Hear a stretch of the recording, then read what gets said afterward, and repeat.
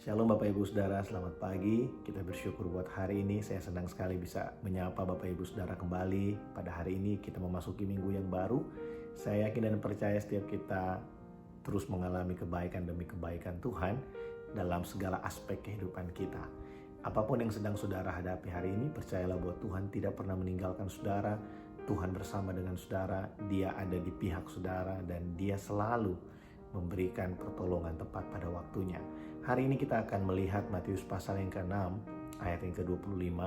Ini adalah ayat yang luar biasa memberkati saya. Ini di gereja kami di Rock Malaysia, RIM Malaysia. Saya pernah mengkhotbahkan ini bulan yang lalu, saudara ya. Mungkin buat Bapak Ibu Saudara jemaat yang ada di gereja RIM Malaysia sudah pernah mendengarkan ini. Tapi pagi hari ini saya ingin mengulangi beberapa bagian dari khotbah itu yang mungkin akan kembali mengingatkan kita, menguatkan setiap kita untuk kita menghadapi segala sesuatu yang sedang terjadi dalam kehidupan kita hari-hari ini. Saudara, persoalan kekhawatiran bukanlah persoalan yang baru dalam kehidupan. Semua orang menghadapi kekhawatiran. Bahkan hamba Tuhan sekalipun pasti mengalami yang namanya kekhawatiran. Ya, kekhawatiran adalah sesuatu yang melekat pada kehidupan manusia. Mungkin saudara menatap saya dan berkata, loh, katanya kita anak-anak Allah, katanya kita ini adalah orang-orang yang diberkati Tuhan. Kenapa Bapak berkata bahwa kekhawatiran melekat pada hidup kita? Karena kita ada di dalam dunia yang sudah jatuh ke dalam dosa. Dan jangan lupa bahwa kita ini adalah manusia yang juga sudah jatuh dalam dosa. Kita sangat rentan sekali untuk punya rasa khawatir dalam kehidupan ini. Diakui atau tidak diakui, kita semua pasti mengalami kekhawatiran. Bahkan setiap hari kita bisa mengalaminya. Tapi ada perbedaan antara orang yang khawatir dan orang yang dikuasai oleh kekhawatiran. Saudara, orang yang khawatir mungkin bisa khawatir setiap hari, tapi selalu menang atas khawatir. Maksudnya bagaimana? Ya, kita khawatir, tapi kita tidak membiarkan diri kita untuk berlarut-larut dalam rasa khawatir kita, sehingga kita tidak melakukan apa-apa, bahkan kita jadi tidak berdoa karena kita khawatir. Saking khawatirnya kita sampai kehilangan keinginan, kehilangan gairah untuk kita berdoa. Orang yang dikuasai oleh kekhawatiran, saudara, adalah orang-orang yang tidak berani untuk melangkah, orang-orang yang tidak berani untuk maju karena merasa bahwa percuma semua dia lakukan, termasuk berdoa. Nah, ini adalah suatu sikap yang salah ketika kita dikuasai oleh kekhawatiran. Nah, apa kata Alkitab? Matius pasal yang ke-6 ayat yang ke-25. Di kalimat yang terakhir Yesus berkata, bukankah hidup lebih penting daripada makanan dan tubuh lebih penting daripada pakaian? Saudara, kalimat ini sangat powerful kalau kita renungkan. Yesus berkata, kehidupan itu lebih penting daripada apa yang kita makan. Dan tubuh kita ini lebih penting daripada apa yang akan kita pakai. Kenapa Yesus mengatakan itu? Di awal-awal dari ayat 25, Yesus berkata, mengapa kamu khawatir akan apa yang harus kamu makan? Apa yang akan kamu pakai untuk tubuhmu? Bukankah hidup lebih penting daripada makanan dan tubuh lebih penting daripada pakaian? Saudara, Yesus ingin memberikan sesuatu yang menyadarkan kita bahwa kehidupan itu lebih mahal daripada makanan. Tubuh itu lebih mahal daripada pakaian. Kita bisa bekerja untuk membeli makanan. Kita bisa bekerja untuk kita bisa membeli makanan paling enak dan paling mahal mungkin yang bisa kita makan, yang mau kita makan.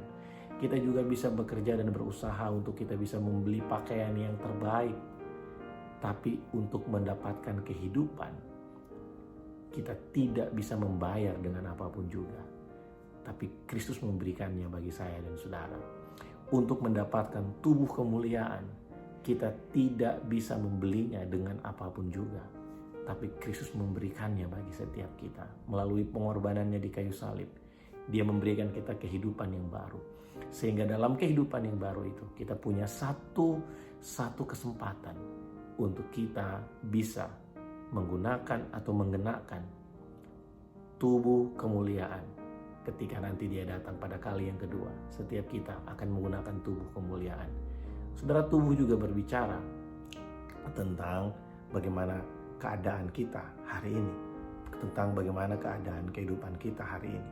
Bukankah kita terpelihara sempurna? Sekalipun mungkin ada di antara kita yang berhadapan dengan kesulitan secara finansial, ada di antara kita yang mengalami struggle dalam usaha dan pekerjaan kita, tapi tubuh kita tetap terpelihara sempurna hari ini. Kita masih bisa melakukan segala aktivitas-aktivitas dengan baik, kita masih bisa melayani Tuhan, kita masih bisa melakukan segala sesuatu dengan baik hari ini. Bukankah itu pemeliharaan dari Tuhan? Itu lebih mahal daripada pakaian yang kita kenakan hari ini. Saudara, apa yang membuat kita khawatir? Kalau Dia telah memberikan yang termahal, yang terbaik bagi kita, yang tidak mungkin bisa kita bayar dengan apapun juga. Kehidupan dan tubuh sudah Tuhan berikan bagi kita. Tidak ada alasan bagi kita untuk khawatir akan makanan dan pakaian. Karena kehidupan yang lebih penting daripada makanan, Tuhan mampu berikan bagi kita. Tubuh yang lebih penting daripada pakaian, sudah Tuhan juga berikan bagi kita. Tidak mungkin Tuhan memberikan kehidupan tanpa menyediakan makanan bagi kita. Tidak mungkin Tuhan memberikan kepada kita tubuh tanpa juga menyediakan bagi kita pakaian untuk kita gunakan. Saudara, biarlah ini membuka pikiran kita ketika mungkin hari ini saudara sedang khawatir tentang hari esok, khawatir tentang pekerjaan dan usaha saudara. Kalau kita memahami hal ini, maka kita tahu bahwa Tuhan itu tidak pernah menolong setengah-setengah. Kalau Tuhan sudah tolong kita di depan, Dia pasti akan menolong kita sampai selesai. Persoalannya seringkali adalah kita paksa Tuhan dengan pikiran kita untuk melakukan pertolongan sesuai dengan yang kita mau.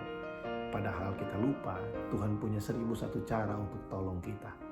Kekhawatiran kita itu seringkali berdasarkan apa yang kita mau, dan ketika tidak terjadi seperti yang kita ekspektasi, di situ kita akan khawatir dan takut. Kita pikir Tuhan tidak menolong, kita pikir Tuhan diam saja. Padahal Tuhan sedang menolong kita dengan cara yang lain, bahkan mungkin dengan cara yang berlawanan dengan apa yang kita pikir baik. Tapi Tuhan selalu melakukan yang terbaik bagi saya dan saudara. Biarlah ini menguatkan kita di awal minggu ini, Bapak Ibu Saudara. Teruslah bergairah dengan Tuhan. Mari kita terus menyerahkan, mempercayakan kehidupan kita kepada Tuhan. Saya yakin dan percaya, apapun yang saudara hadapi hari ini, firman Tuhan berkata, tidak ada yang bisa memisahkan kita dari kasih-Nya yang besar. Selamat beraktivitas, Tuhan Yesus memberkati.